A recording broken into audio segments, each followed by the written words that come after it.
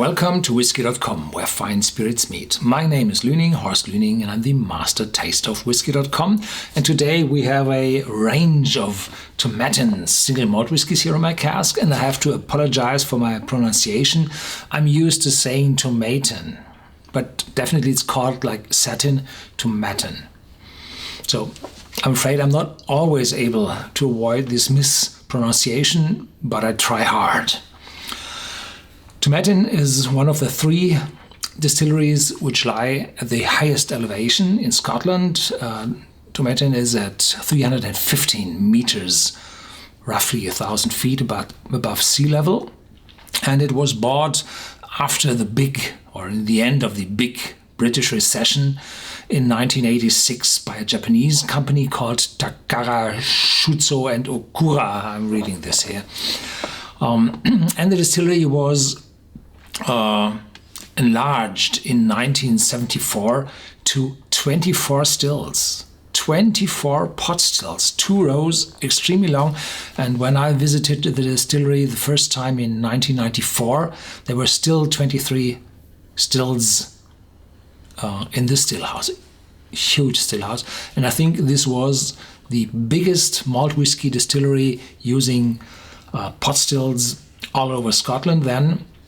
And I'm afraid today they only have 4. Yes, quality instead of quantity. The malt whiskey of Tomatin was shipped to Japan and mixed with grain whiskies from Japan to supply the local market with blended whiskies. What's the specialty of Tomatin? Well, high up in the mountains, it's cold in winter. So if you're at the coastline, it's always warm. There's the water, there's the ocean, the Gulf Stream. There, the snow never falls. No, it falls, but it will never rest up to, the snow line. It's called the snow line. It's about 30 meters, 100 feet above sea level. Then snow tends to stay a few days in Scotland. But up there in the mountains, quite a distance away from the ocean, it's really cold. And I traveled up in the mountains in 1998 in February, and we had 3 foot of snow, fresh snow up there. So it's quite an extreme weather. And it's cold in winter, far below freezing point, 20 degrees centigrade, negative.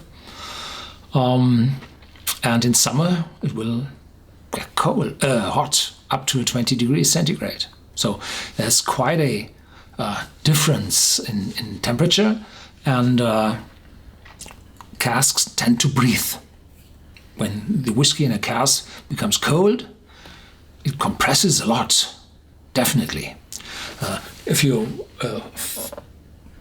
fill the bottle up here, or have a bottle with this filling, and then you bring it out to freezing temperatures, the whiskey will compress down to here. So compression is quite big in water alcohol mixture like whiskey, and so the cask breathes. And this breathing brings more aromas in the cask and a lot of maturation. Now to the range. There haven't been many Tomatin whiskies out there for decades, and there had been, when did they start? In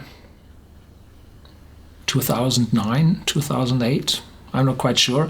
They brought a range of 12-year-old and 18-year-old. And those whiskies were filled with 40 and 43% ABV. And then they increased the range of whiskies. They said, well, we're going out on the market, not only to Japan with the malt whiskies, but to the international market, have an own range.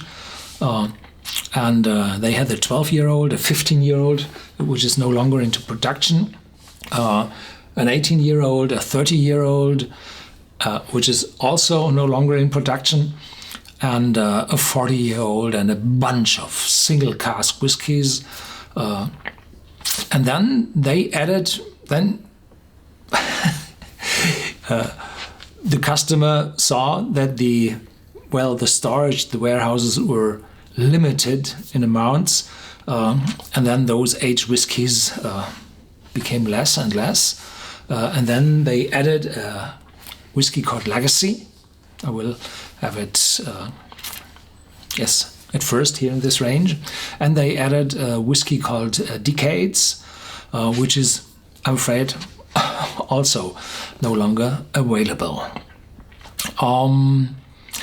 There we have the 12-year-old now with 43% ABV, the 18-year-old now with 46% ABV, and an old 30-year-old, old, but the last filling was in 2014, so actual year.